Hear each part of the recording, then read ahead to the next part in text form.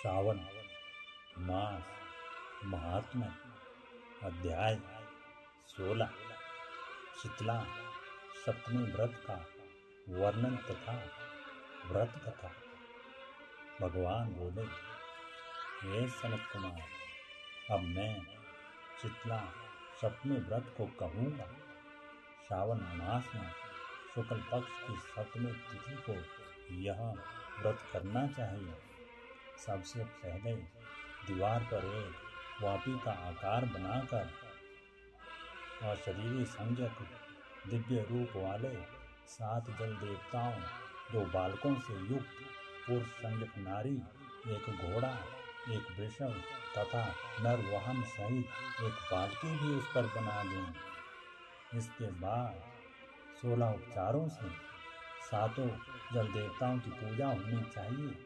इस व्रत के साधन में ककड़ी और दधी ओदन का नैवेद्य अर्पित करना चाहिए। उसके बाद नैवेद्य के पदार्थों में से ब्राह्मण को वायन देना चाहिए। इस प्रकार 7 वर्ष तक इस व्रत को करने के बाद उद्यापन करना चाहिए। इस व्रत में प्रत्येक वर्ष 7 सुवासिनियों को भोजन कराना चाहिए। जल देवता की प्रतिमाएं एक स्वर्ण पात्र में रखकर बालकों सहित एक दिन पहले सायंकाल में भक्ति पूर्वक उनकी पूजा करनी चाहिए।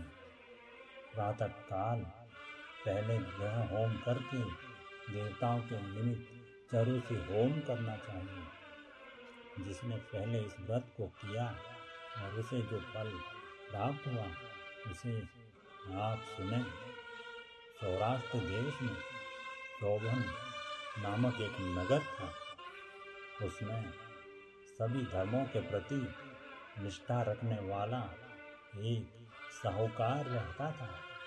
उसने जल रहित एक अत्यंत निर्जन वन में बहुत पैसा खर्च करके शुभ तथा मनोहर सीढ़ियों से युक्त पशुओं को जल पिलाने के लिए सरलता से उतरने और चढ़ने योग्य दृढ़ पत्थरों से बंधी हुई तथा लंबे समय तक टिकने वाली एक बावली बनवाई। उस बावली के चारों ओर थके राहगीरों के विश्राम के लिए अनेक प्रकार के वृक्षों से शोभायमान एक बाग लगवाया।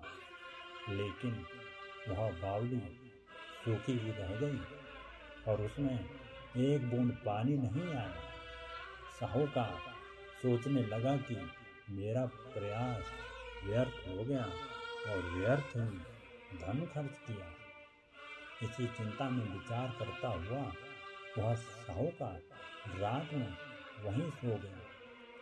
तब रात्रि में उसके स्वप्न में जल देवता आए और उन्होंने कहा कि हे धनज, जल के आने का उपाय तुम सुनो। यदि तुम हम लोगों के लिए आदर पूर्वक अपने पौत्र की बलि दो तो उसी समय तुम्हारी यह बावली जल से भर जाएगी। यह सपना देख साहूकार ने सुबह अपने पुत्र को बताया। उसके पुत्र का नाम द्रविण था और वह भी धर्म कर्म में आस्था रखने वाला था।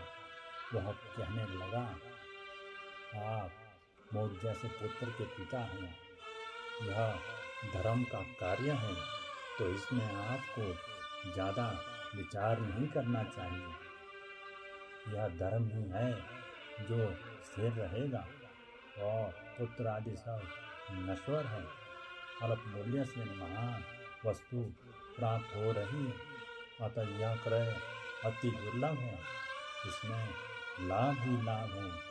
चितांशु और सनातु ये मेरे 2 पुत्र हैं। इनमें चितांशु नामक जो ज्येष्ठ पुत्र है उसकी बलि बिना कुछ विचार किए आप ले दें। लेकिन पिताजी, घर की स्त्रियों को यह रहस्य कभी ज्ञात नहीं होना चाहिए।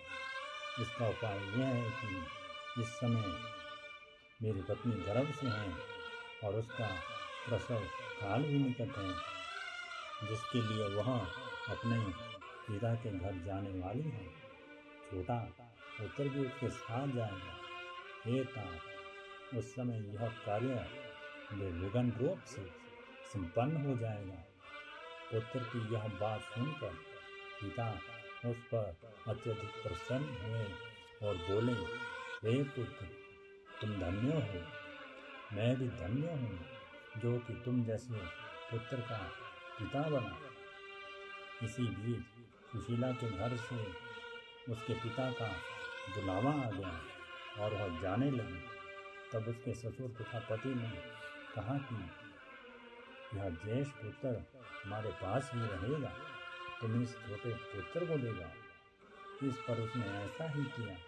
उसके चले जाने के बाद पिता पुत्र ने उस बालक के शरीर में तेल का लेप किया, उसकी अच्छी तरह स्नान करवाकर सुंदर वस्त्र व आभूषणों से अलंकृत करके पूर्व आषाढ़ा तथा शतभिषा नक्षत्र में उसे प्रसन्नतापूर्वक बावली के तट पर खड़ा किया और कहा कि बावली के जल देवता इस बालक के बलिदान से आप प्रसन्न हो। उसी समय वह बावली अमृत तुल्य जल से भर गई।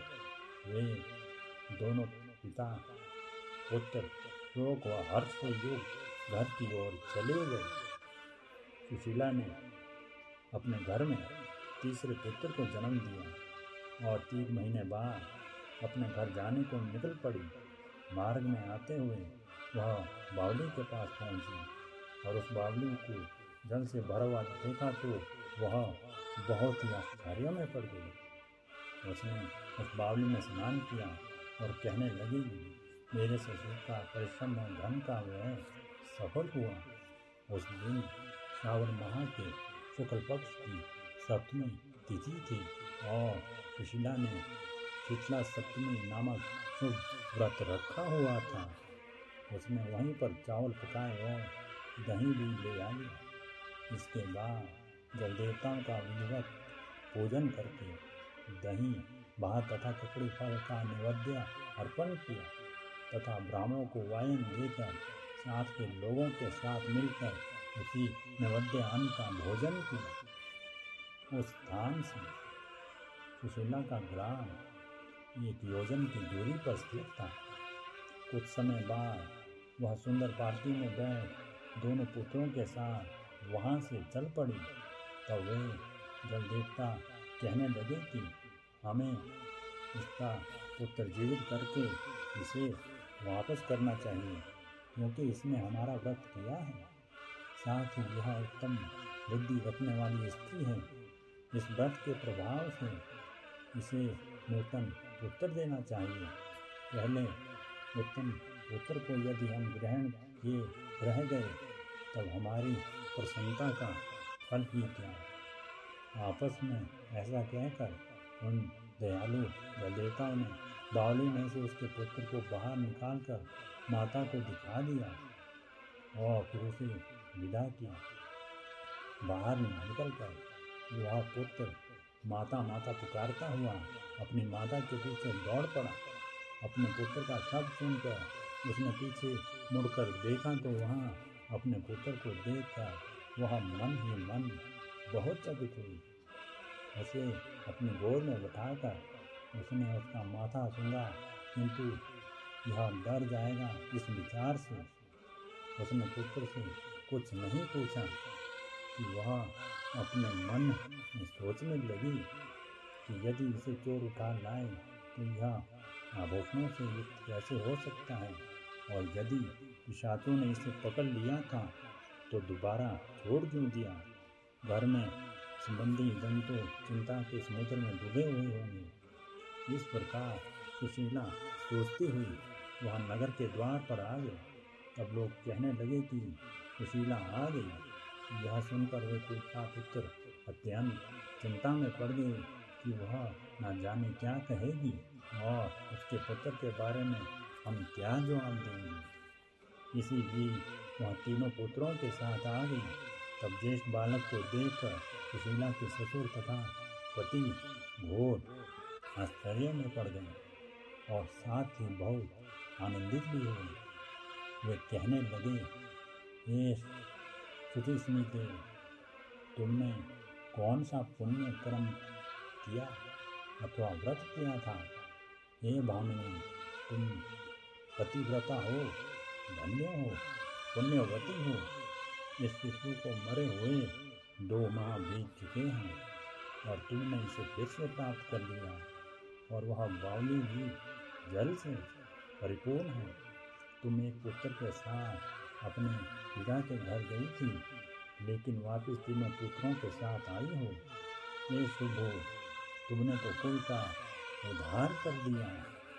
हे शुभामिनी, मैं तुम्हारी कितनी प्रशंसा करूं। इस प्रकार ससुर ने उसकी प्रशंसा की। पति ने उसे प्रेम पूर्वक देखा और सास ने उसे आनंदित किया। उसके बाद उसने मार्ग के पुण्य का समस्त वृत्तांत सुनाया। अंत में उन सभी ने मनोवांछित सुखों का उपभोग करके बहुत आनंद प्राप्त किया। हे वत्स, मैंने इस शीतला सप्तमी व्रत को आपसे कह दिया है। इस व्रत में दधी, ओदन, शीतल ककड़ी का फल शीतल और बावली का जल भी शीतल होता है तथा इसके देवता भी शीतल होते हैं। अतः शीतला सप्तमी का व्रत करने वाले तीनों प्रकार के तापों के संताप से शीतल हो जाते हैं। इसी कारण से यह सप्तमी, शीतला सप्तमी इस यथार्थ नाम वाली है। हर हर महादेव।